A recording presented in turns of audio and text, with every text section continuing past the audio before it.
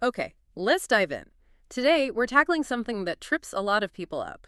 The world of English language tests, specifically IELTS and the Cambridge English exams. Yeah, it's a big one. If you're looking into these, you probably heard all sorts of things, right? Online, maybe from friends, some helpful, some maybe, not so much. Exactly. You hear so much conflicting advice. It's true. And there are quite a few options now. You've got IELTS Academic or General Training, the UKV version for certain visas, even that one skill retake they offer now. And then the Cambridge Suite IGCSE, or moving up the C for First scale with B2 First, C1 Advanced, C2 Proficiency, plus computer-based options for many of them. It's a lot. It really is. So that's what this deep dive is all about. We've looked at the information out there, and our goal today is simple. Cut through that noise. We want to pull out the key facts, debunk the common myths, and basically help you feel confident about how to prepare. Sounds good. So maybe the first question is, why are there so many myths floating around? Where does all this confusion come from? Well, one point that came up in the sources is this feeling that the tests are a bit of a black box. Ah, right. You take the test, get a score, but you don't really get that granular feedback, do you? Especially for, say, writing and speaking in IELTS. You don't see your marked paper. Which is frustrating. You just want to know why you got that mark. Totally understandable. But the sources explain there's a reason for that secrecy. It's mainly about test security. Keeping the questions safe. Exactly. If everyone got their detailed marked papers back, those questions would be all over the internet in seconds. It would compromise the whole system for future tests. Okay, that makes sense from the test provider's point of view. Protect the integrity of the exam. But the downside, like you said, is that gap in information. It creates a vacuum, and sometimes, well, unqualified people online jump in to fill it with advice that's just wrong or misleading. Which brings us neatly to debunking some of those myths. Let's start with the IELTS, maybe the listening section first. Lots of common ideas there. Okay, yeah. Listening. How about this one? Spelling and grammar don't really matter in the listening test, especially for short answers. Hear that a lot. I have. The idea is you just need to understand the writing part is secondary. Right. But that's a myth. The sources are really clear. Spelling and grammar absolutely do count. If you write the right word but spell it wrong, or mess up the grammar in a short answer, You lose the mark. you lose the mark. Simple as that. Details matter. Okay, noted. Spelling counts. What about the audio itself? I've heard people say the sections are played in a totally random order to try and catch you out. Thankfully, no. That's another myth. The audio always follows the order of the questions on your paper or screen.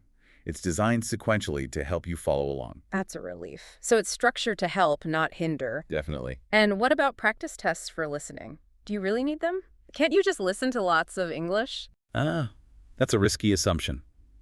It's a myth that you don't need sample tests. The sources highlight that the listening test uses specific task types.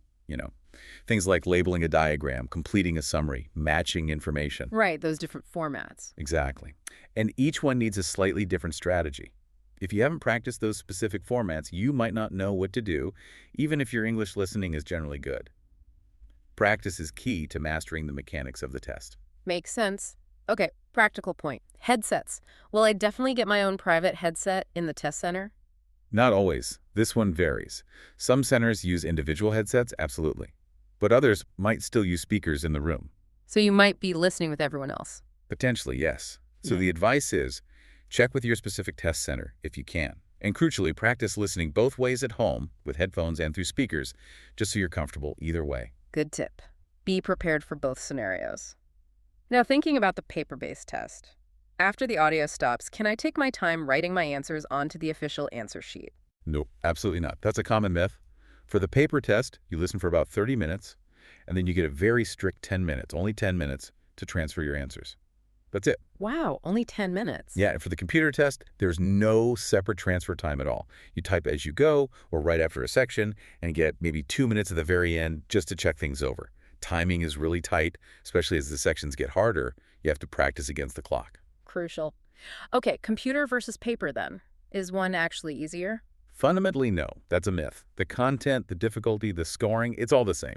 The only real difference is how you give your answers, typing or writing. So it's just personal preference. Pretty much. Yeah. Whichever you're faster and more comfortable with, definitely practice with the format you choose to take. And accents. Will I just hear, say, British English or American English? Definitely not.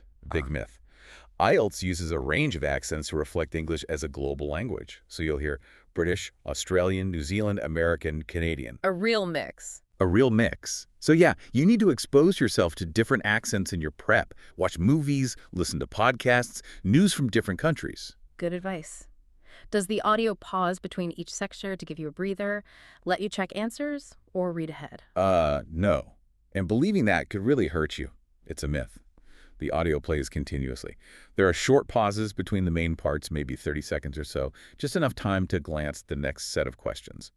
But during a section, it keeps going. So you have to listen, read the questions, and write answers almost simultaneously. Pretty much, yeah. Multitasking is key. You need to practice that juggling act. Okay. Last listening one. Instructions. What if my answer is right, but I ignored the word limit, like no more than two or word? The instructions. Following them is not optional. It's a myth that a technically correct answer will pass if it breaks the rules. You have to follow instructions like word limits, exactly. If it says no more than 3 words and or a number, and you write 4 words, even if they contain the right answer. Wrong. No mark. Exactly. 0 marks for that question. Read every instruction carefully. Okay, got it. Let's zoom out from listening to some general IELTS myths. This one sounds dodgy. Can you actually just pay someone for a fake certificate and skip the whole thing? Right. This is a really serious one, and the sources are emphatic. It's a dangerous myth. There's absolutely no legitimate way to buy a valid IELTS certificate. None. So those websites claiming they can do it? They're scams. The fake certificates they might produce won't be in the official IELTS results database. When you submit it to a university or immigration authority, they check that database. It will be discovered. And the consequences? Severe. Application rejected, maybe banned from applying again, even banned from entering the country in some cases. It's just not worth it. The advice is crystal clear. Spend that money on lessons, on proper preparation. Don't try to cheat the system. Makes sense. What about the test centers themselves? Is it true some are blacklisted or known for being corrupt? That's another myth.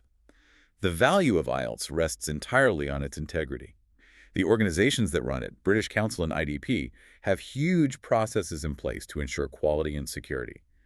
If they suspected any corruption at a center, they'd investigate and pull their license immediately. So you can trust the official centers? Yes, the legitimate official centers are held to very high standards. Okay. What about taking the test in a different country? Some people think it might be easier, maybe get a better score somewhere else. This one's interesting. The sources say there's a tiny potential for slight variation, maybe. It's because examiners are human, and maybe examiners in one place get very used to the typical level of local candidates. So they might subconsciously adjust? Possibly in very subtle ways.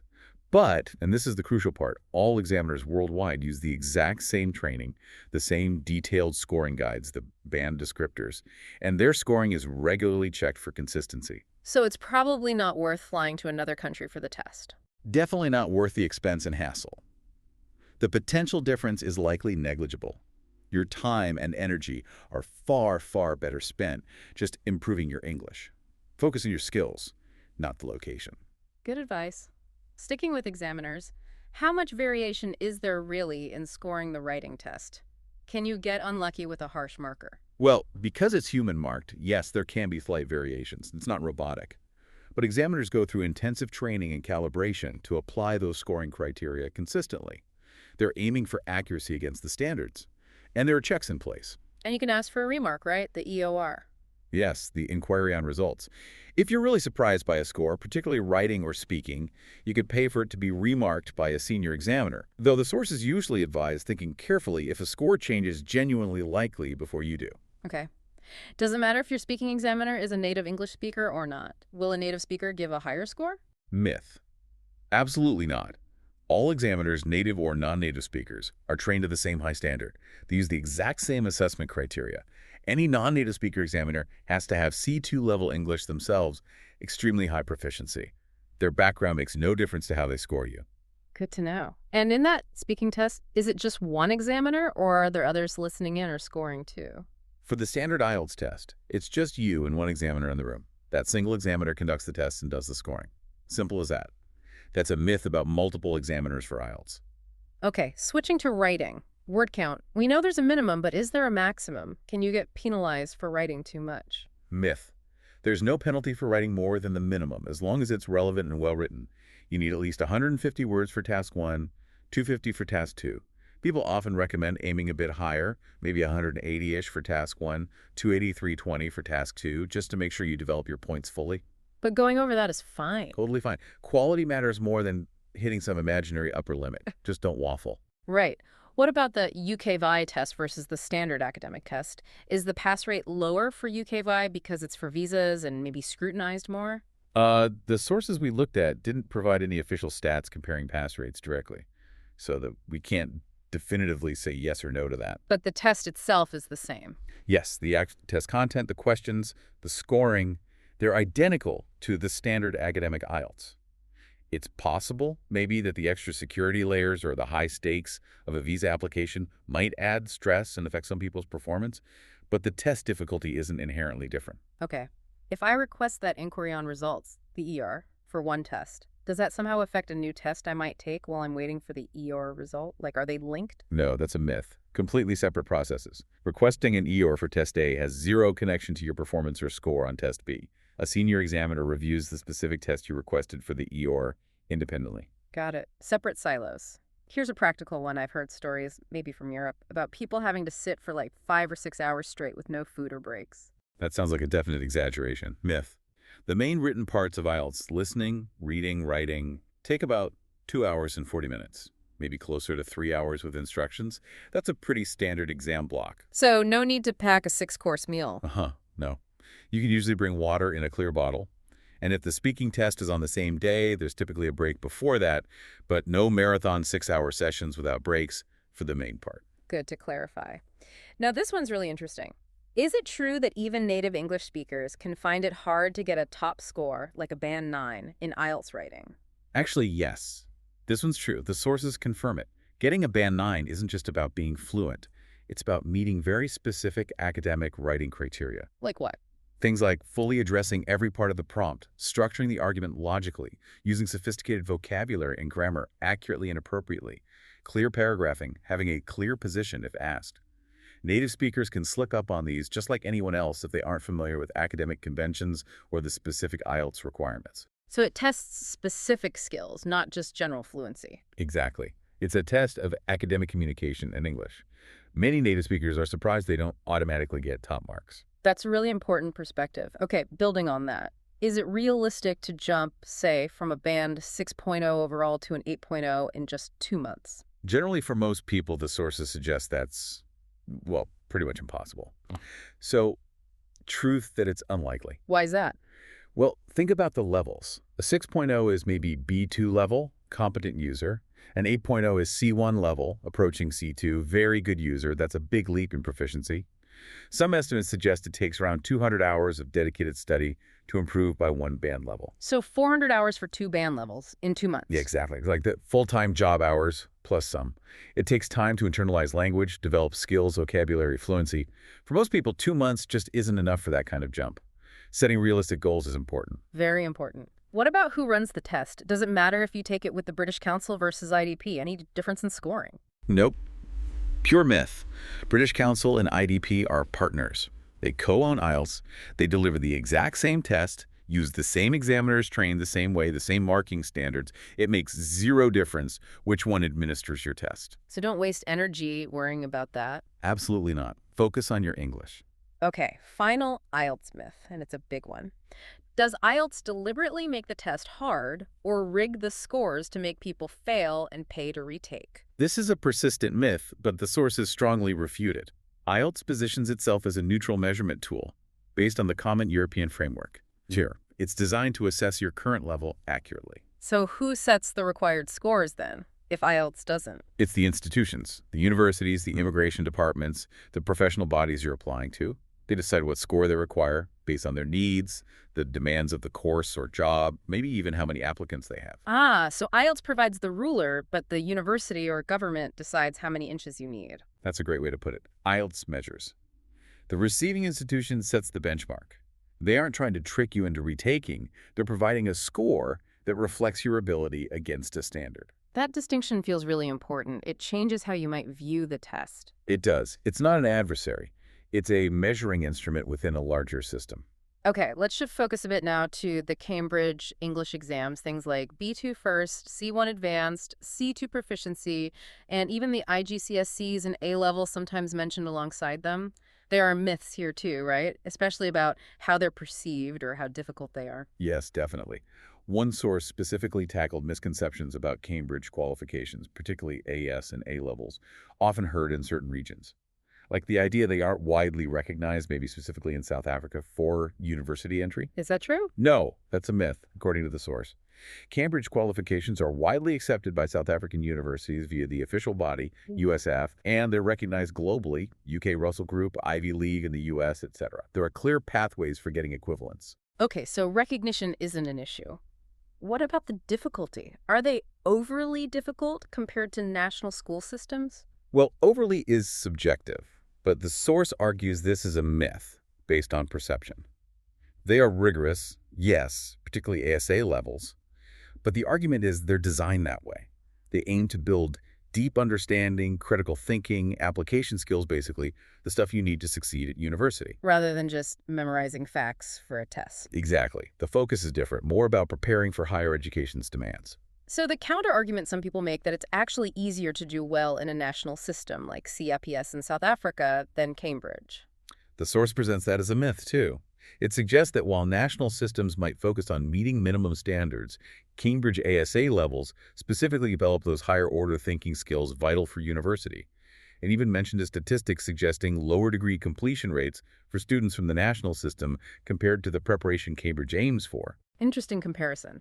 What about the schools and teachers delivering Cambridge? Are they properly qualified and supported? Sometimes you hear concerns. According to the source discussing this, those concerns are generally unfounded for accredited schools. It stated that accredited Cambridge schools use qualified teachers who get specific training and continuous support from Cambridge International itself, plus resources, quality checks, professional development. The infrastructure is there. So the system aims for quality delivery. That's the idea behind the accreditation. Okay.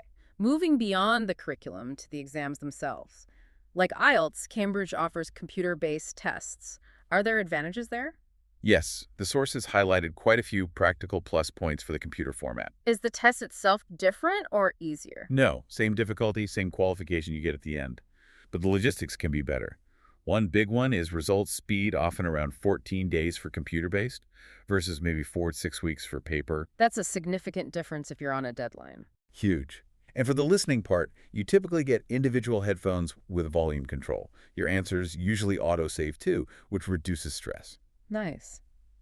Any tools for reading or use of English?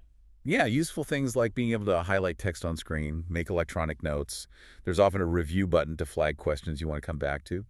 And for some question types, you might have drag and drop answers, which can be quite intuitive. And a clock. Usually a visible countdown timer on screen, which you can often hide if it distracts you. Really helpful for pacing. What about the writing test? Typing is generally faster for most people than handwriting. It's meter, obviously.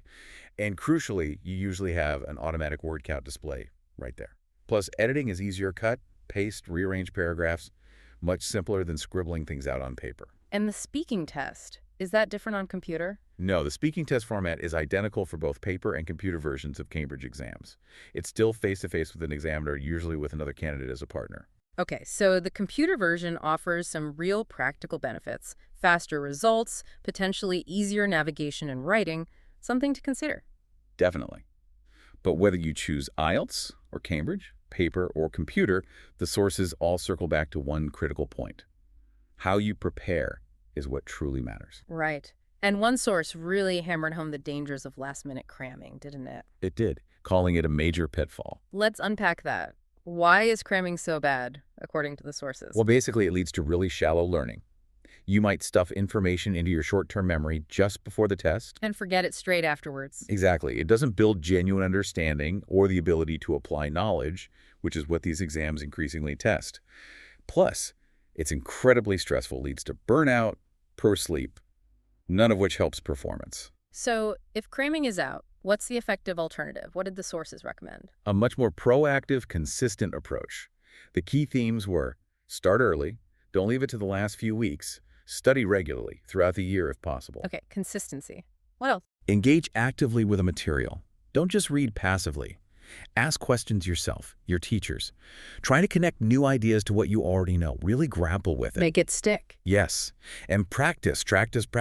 Use past papers. Do timed practice tests to simulate exam conditions. Get familiar with the question types. And don't do it alone. Right. Seek support when you need it. Talk to teachers, study with peers, use reliable online resources.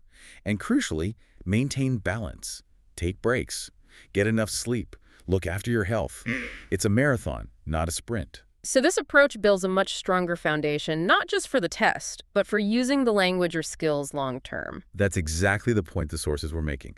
Deeper learning, less stress, better results that actually mean something. Okay, so bringing this all together then, what's the main message for someone listening who's prepping for one of these exams? I think the core takeaway is empowerment through facts. Understanding how these tests actually work, knowing which advice is sound and which is just myth. It frees you up. Frees you up from worrying about the wrong things. Exactly. Stop worrying about whether IDP is easier than British Council or if there's some secret trick to listening. There isn't. Focus your time and mental energy on what genuinely makes a difference. Which is? Consistent, strategic practice. Really engaging with English, building your vocabulary and grammar, understanding academic conventions if you're taking an academic test, developing those core language and, importantly, thinking skills. So ultimately, success isn't about finding loopholes or believing myths.